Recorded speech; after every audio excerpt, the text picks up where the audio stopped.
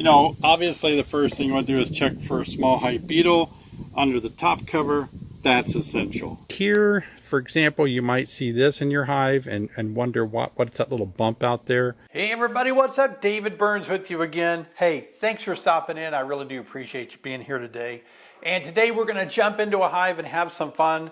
I'm going to teach you a lot of new things about beekeeping if you've never kept bees. If you're starting this spring, which many of you said you were, all right, watch this video because I'm going to help you identify things like what is that extra comb on your inner cover or your bottom of your top cover? Why is that there? I'm going to help you answer the question, why do I have extra wax on top of my frames? What's that gooey stuff on the top of my frames? I'm going to answer the question of how do I tell the difference between honey and nectar and brood? How do I tell the difference between drone brood and worker brood? How do I tell the difference between drones and workers? We have our work cut out today. Gonna be a fun video. Before we jump into that hive, I'm starting something new on my videos that I think you're gonna enjoy. I'm gonna start giving a shout out to my subscribers, picking one or two of you guys out in every video and just saying thanks so much for being a subscriber. Here's one from Jim Mayfield. He's been a subscriber for 1 year, and he says, second year as a backyard beekeeping, keep up the good work. Hey, thanks a lot, Jim. Good to hear from you. Shout out to you. Thanks for being a subscriber. And here's one from Jennifer. She has been a subscriber only for 1 week. Welcome, Jennifer. And she says, thank you so much for sharing your knowledge. I'm being gifted a hive this weekend and watching all the bee videos I can, yours the most. Thank you. Well, thank you, Jennifer. Jennifer and Jim, shout out. Those of you that haven't subscribed to my channel yet, subscribe so that you'll be in the list for me to select and give a shout out to show you I appreciate you being a subscriber. Hey, and a viewer. Today we're going to have fun out in the hive. I'm going to show you some cool things, and we're going to have a coffee time. I've got some things here that I use to make my coffee. Somebody left a comment and asked, would I please show how I go through the whole process of making my delicious coffee? We'll do that as well. So let's get started. As you can see here, this is honey that's been capped over around the top of the frame. And the material here is propolis. They gather this up from trees and plants and bring it back. And it's kind of the sticky stuff they use in the hive. So we got honey here that's been capped over. And then next to that, as you can see here, and I'll zoom in closer in a minute, this is nectar. And as we go into here, we see a combination of bee bread, which is pollen with a little nectar and enzymes in it, as well as pollen, but this is mostly bee bread. And this is honey around the outer edges. If we poke it, it'll drip, and then this would be nectar. It's glistening, it's not capped over, so we don't call that honey yet, it's just nectar. And bee bread in various colors of pollen. Now this is a frame of brood. These bees on top of it are actually keeping it warm. That's why they're there. This brood below there is capped over, so it has to be kept 92.5 degrees. We have a little bit of honey around the outer edges of this brood frame. As you can see up here, it's white. It's a little more waxier. Now, maybe you're struggling with the difference between how to identify honey versus brood, and I'm going to show you the difference. Let me move these bees out of the way a little bit. Let's do it right here in the camera. Well, if you move the bees out of the way, you can see what brood looks like. It's usually darker in color, and it looks more velvety. It looks more like cloth versus the honey here, which is more waxy, a more wet look. This has a more dry look to it. And when you're examining your brood, you want to look for what we call a good brood pattern. And that means solid brood pattern. There are some empty places where the queen didn't lay eggs, or these just emerged. And there's a bee cleaning out one of the cells right there. So, you know, this is a frame of brood surrounded by honey that's been capped over. On this frame, Again, we have honey around the outer edges. We have a little bit of cap pupa of worker bees here. And then this, some of you may not know what this is, but this is actually drone brood. Now, the way that you can tell the difference is this brood area that the bees are raising worker bees under is actually very smooth, like we've seen. Very level across the top. Very even with the comb. However, this that I'm pointing at now is uneven, and look how it looks like little bullets sticking up through the comb. It's elevated above the comb. It's much larger. You can actually see how the drone brood is actually sticking up. So in comparison, we have worker brood here and drone brood here. And so these are male bees. All colonies are going to have some amount of drone brood mixed in with the worker brood, because this is swarm season. So these bees here have to produce drones to mate with other bees from other colonies that are producing swarms and need a queen to be mated. And so the queen, if this hive were to make a new queen, she would not mate with any of the drones here, because those drones, of course, are her brothers, and but she flies to a drone congregation area to mate with drones from other hives. So let me see here. For example, you might see this in your hive and wonder what's that little bump out there. Again, this is worker brood here, but there's a bump out of a drone pupa underneath here. Okay, so again, here's some little burr comb that's been filled with drone pupa. Now I want to show you on this frame some of the different things that we'll see. Like here is a very young bee. It's more white. The hair is a little brighter color white. It's hard to see, but right here at the end of my finger, very young bee. Also, let's find the difference between workers and drones. Some of you may be struggling to know that. So here's a drone right here at the tip of my finger. You can see his abdomen is larger, and he's walking around among his sisters. So you see him right there. So that's not a queen. Don't think it is. It's not. It's a drone. And I'll pick him up. If I can get just right, get his wings. Okay, so I've picked this drone up, and you can sort of see what he looks like up close. Get my camera to focus on him. So this is what the drone looks like. You can see his eyes maybe.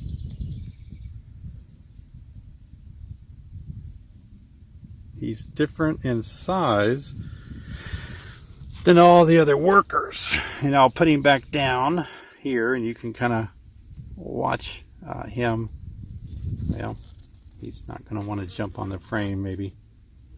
Stay on my hand. Drones do not have stingers. They have only the male genitalia for mating with virgin queens. And they're loud when they take off. Here's another drone right here, walking around among the workers. So start to see the difference between workers and male drones. This is a male drone right here. Another thing I want to show you is this. This is stray comb being built because the bees really would rather have some more space to put that wax on. So if you ever see this on a top cover, this is below a top cover, it means the bees really want more room to be able to build more comb on, instead of just wasting wax on the top of a frame like that. This is often something that people will ask me about, is this extra comb on the tops of frames. What is it? Is it okay to have it there? What should we do with it? I usually leave mine because it is often mixed with propolis. And it's wax and propolis kind of mixed together. And again, filling gaps is all they're doing, putting stray comb like here. But if you want to be a tidy person, certainly you can scrape all of that off. I usually leave it, but in my case, it does mean that my bees would like another box. You can see they're building wax everywhere they can. So if I give them another box, they're going to do really well. Again, this is propolis being built up on places on edges of frames. Along the boxes here. It's the glue. It's also part of the bee's immune system as well. It kills a lot. It's antimicrobial, so it helps control pathogens in the hive. Yeah, that was some fun stuff in the hive. Always fun to get out in the hive. I think it's great to look at comb again. And some of you in southern states are already warming up enough to get out there and do that. We warmed up today, but it was windy and then it got cloudy. My bees flew. This morning they flew really well. But then when I put some sugar water out, it got cloudy and then it kind of cooled down and they went back to their hives. I kind of missed that opportunity. I want to go ahead and tell you about coffee time, and I want to start it off with how I make coffee. Now, some of you have been asking me about the beans that I use and what kind of beans and the whole process of making my delicious coffee. So I'm going to take you through the whole process, okay? Here's the coffee that I buy, and I buy it from Smokin' Beans Coffee. I'll leave a link in the description below. This is what I call Yirgacheffe, Ethiopian coffee. I love the way that it smells. These are green beans, and I went to a coffee shop one time that sells green unroasted coffee beans, and I walked up to the counter and I said, "Hey, I'd like to buy some green beans." And the gal at the counter said, "Oh, I'm sorry, we're a coffee shop. We don't sell vegetables." It's like I meant green coffee beans, but as you can see here, coffee beans are pretty green before you roast them. And I love the way they smell. But one of the things I do when I roast my beans, these green coffee beans smell so good. So this is my roaster that Sherry got me for Christmas. Love it. And it has a glass container here. The heater system is down here. And then these two items here is just a way to filter out all the chaff that blows off. But what I do is I know exactly how much to pour in here. Right up to the metal line, just a hair above the metal line, right here on the bottom. It doesn't take much at all. And then this is a filter system. This keeps all the little parts that blow off the beans when you roast them. It keeps them from going everywhere. It catches them in here. There's a screen. So when you look at the readout here, what you have the ability to do is the first flashing light here, you can change that. This is actually the fan speed, how much you blow the beans. And you can adjust that from 9 way down. And then you push it again, that tells you how much heat you want to put on them. I've got it set to 9. And this is how long, how much time you want to roast them. So I usually start off at about 6-9 or 5-9, works out good. That means 6-9. And then I run my time all the way up to 20. And then I start it. And watch what happens once I go ahead and start this up.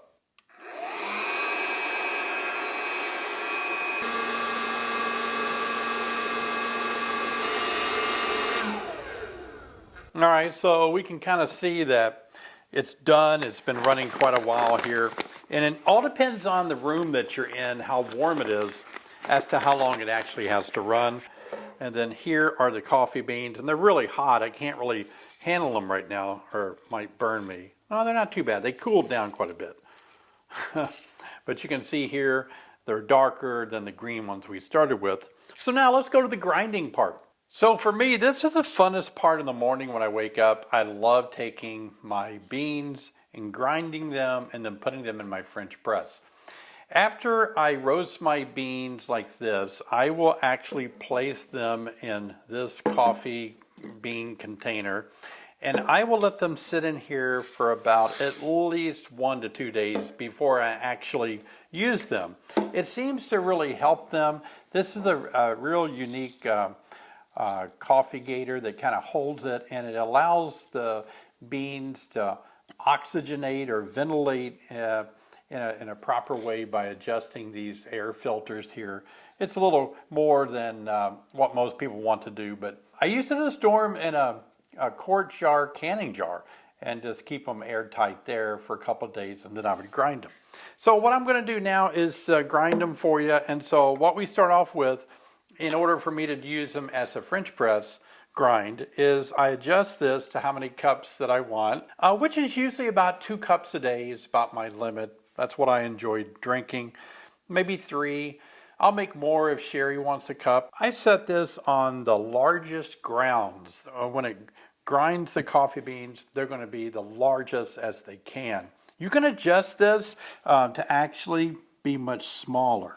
So on the side here, you can adjust how much you want this to grind these coffee beans. So you can set it where I have it now, which is all the way over to the French press, which is a larger ground coffee.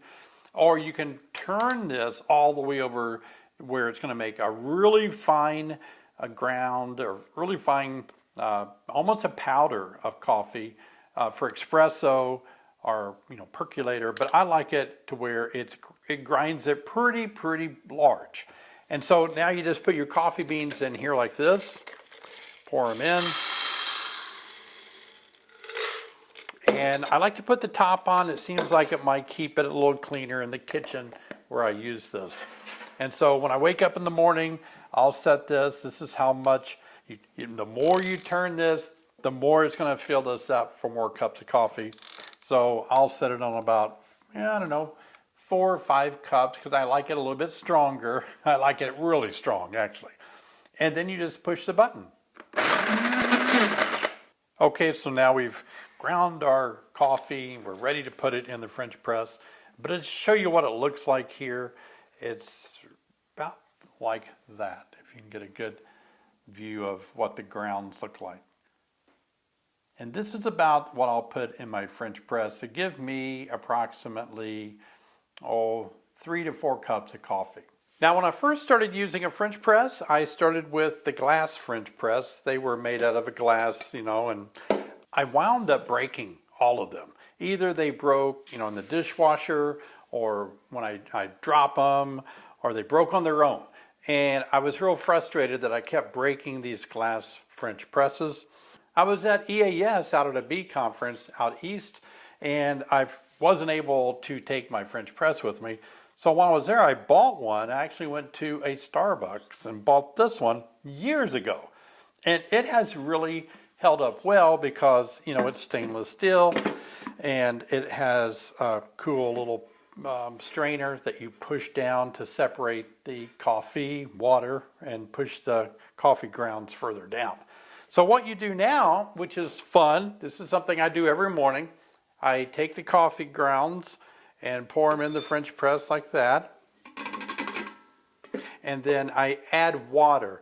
Now, for me, it's easy because I actually have a water dispenser, and it preheats the water. It always has hot water available at 196 degrees.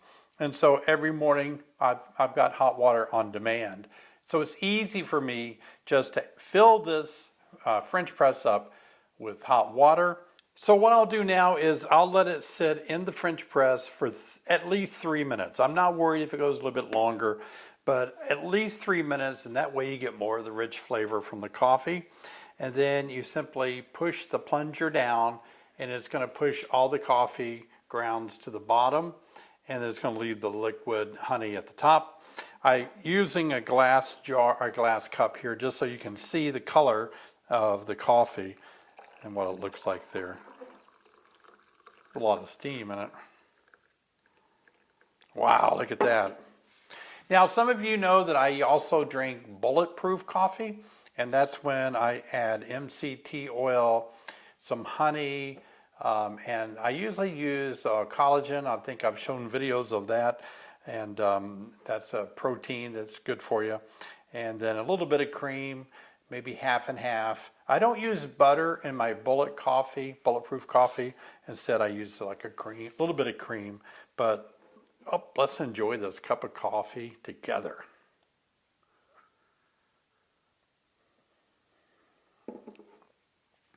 Wow, that's so good. Now, if you've never had coffee like I've demonstrated how I make it right now, you're not going to be ready for this flavor, I don't think. It's really much different for me personally than if I just drink regular drip coffee from a drip coffee pot maker, you know, that drips over through a filter. It's much different. How is it different? To me, this has much more flavor, much more unique flavors. When I drink coffee where I've roasted my own beans and I've also ground them, and then I use a French press and at the right temperatures and all, the coffee has a much more variety of flavors to it. That's the best way to describe it. A friend of mine came over. He's not a coffee drinker, but he fell in love with coffee because he always hears me talk about my coffee, right? And he said, wow, he said, it's so good. And so every time he stops in, he wants me to make him some of my coffee. My son-in-laws, they love my coffee. They always want to make some coffee. And so this is coffee that I really enjoy.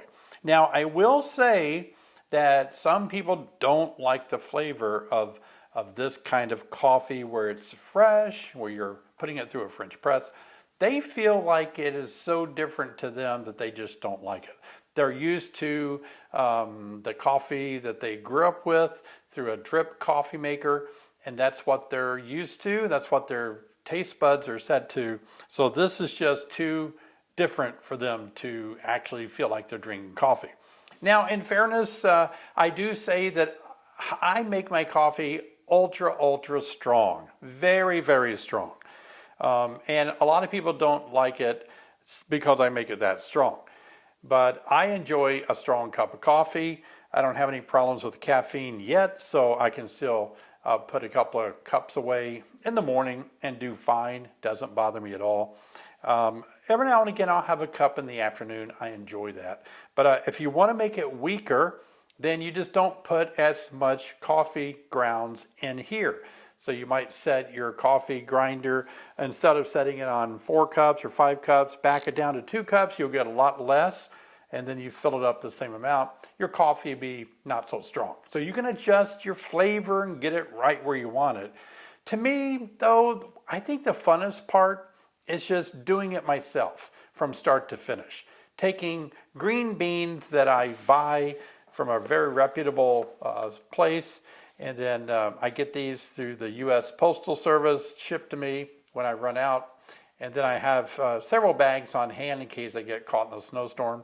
And boy, just roasting these and grinding them and enjoying a fresh cup of coffee. Now, I always grind my beans for the coffee of the day in the morning. And so everything is fresh.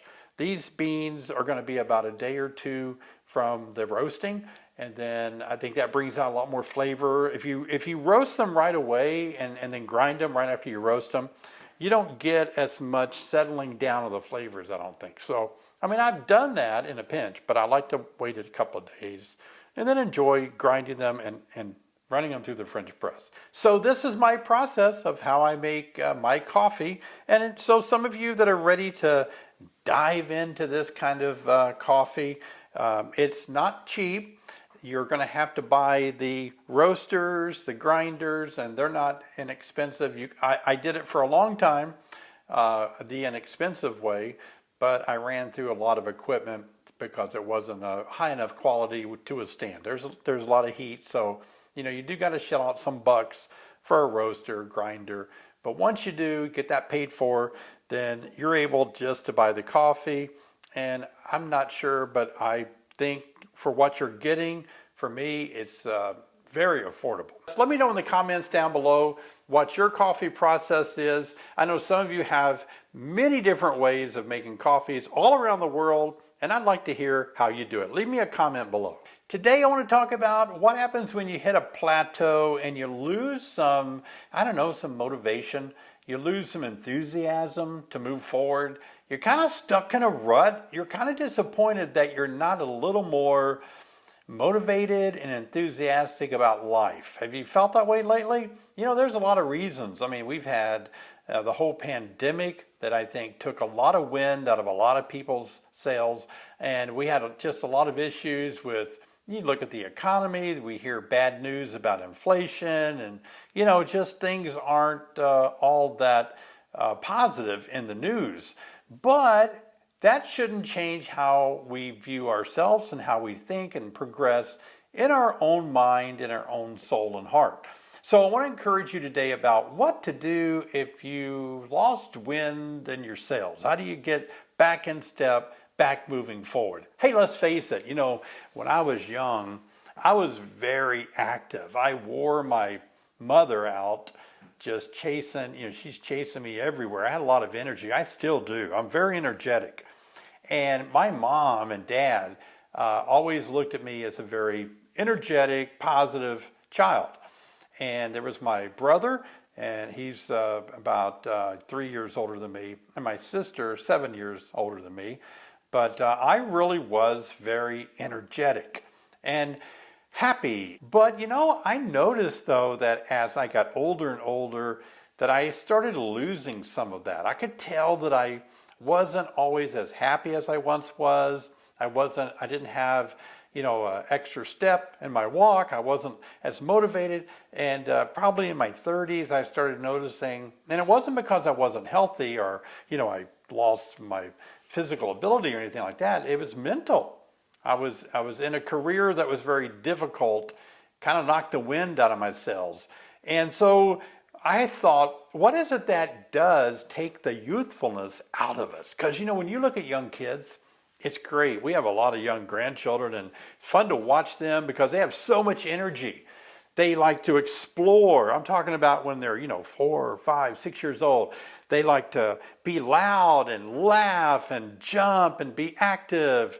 They're not really afraid of a lot of things. They'll do things where you have to say, don't touch that, you know. They have so much courage and boldness to try things. But after we get a little bit older, life has a way of beating the child out of us. And so we sort of lose that ability to explore, to be excited, to be happy, to be courageous.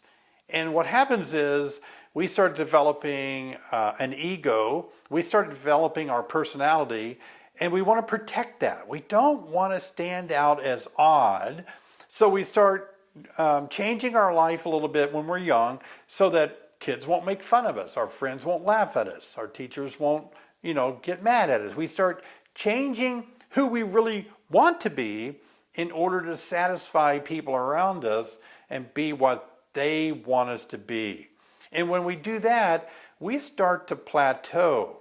You know, we can't be as creative and we can't be as powerful or energetic or enthusiastic when we're always thinking about what other people are saying or thinking about us, or if we've allowed them to not let us be ourselves. Like, be positive and be bold and be courageous and be creative and inventive and be an explorer. And you know, that sometimes is all piled on us from the influence of others. But get this, it doesn't have to. It's only in our minds, it's in our thoughts. We begin thinking that we don't want to be like a sore thumb. We don't want to be laughed at. We don't want to be made fun of. We don't want to be different than anybody else. We want to be the same. We want to blend in. We kind of want to get lost. We want to be invisible. And that's called a comfort zone. Once we enter our comfort zone, then we just kind of want to stay calm and not, you know, rock the boat. Don't want to say anything, don't want to do anything. We just want to be calm and not be anything but invisible. And I really think what happens is if you begin to doubt yourself, then you begin to fear the future. And that's when we start playing it safe. That's when we plateau, because we don't want to rock the boat. We want to just stay calm. And this is going to sound odd, but sometimes we have to stop believing everything we think. You know, some of the things that we think probably aren't right at all. Some of the things we hold really strong to, or we believe, or are things that are influencing us, that's wrong thinking. In fact, what we think actually determines our reality. And so a lot of the things that happen around us that could influence us really don't have to when we learn to control our thoughts. When we can control our mind and our thoughts and we're not influenced by others, we really don't give a flying fig about being influenced or trying to please people. We're able to be ourselves. That's a neat thing about young kids. Young kids really aren't worried about if they run through the house. You know, hey, don't run in the house. Well, they're just having fun. You know, a little kid in a high chair and you put food in front of them, they're going to take all that food, squish it in their hands, throw it across the room. Well, you can't do that as a grown-up, although you want to, don't you? So when you're young like that, there's so many things that aren't barriers that allows you just to express yourself and be the person you want to be. There's no plateau when you're a child. You keep growing and exploring. You taste things and you see more things. You look at a newborn, their eyes are just looking at, maybe not a newborn, but a few months later, they're just looking, taking in everything quickly. They're just observing things. Wouldn't it be cool if you feel plateaued, if you kind of embraced what little kids do? Maybe you need to have more fun. Maybe you need to run, skip, or jump, or look around. Spend time just observing things. So if you're stuck on a plateau and you're not moving forward, here's something I think that's really helpful. I'll give you one tip that really works for me. And that is, I have to force myself to do something that is not comfortable for me. I have to go beyond my comfort zone and do something that is uncomfortable. Maybe you need to finally travel. Take that vacation, take that trip to the other country you've been wanting to go to. You've got the money. You've just been holding back for no reason at all. Take the initiative, get out of your comfort zone and do it. Maybe you want to be a content creator on YouTube. Well, maybe you don't know how to do it, or you're a little nervous about standing in front of a camera and talking. Well, just do it. Bump out of the comfort zone and start doing it. Well, that's coffee time, guys. Thanks for joining me. I hope it's been encouraging for you. My cat's in here telling me that it's time to do something else, I guess. And so if you have something that has really helped you overcome a plateau, kind of a dry spell in your life, leave a comment down below. Tell us what you did. I've noticed that a lot of you guys answer each other's questions in the comments, so maybe you can encourage each other with some things that you've done to help you get over some of the moments when you've just plateaued and didn't have a way to go forward. All right, that'd be fun. Okay, guys, I'm going to keep making videos. Thanks for watching. I'll see you next time.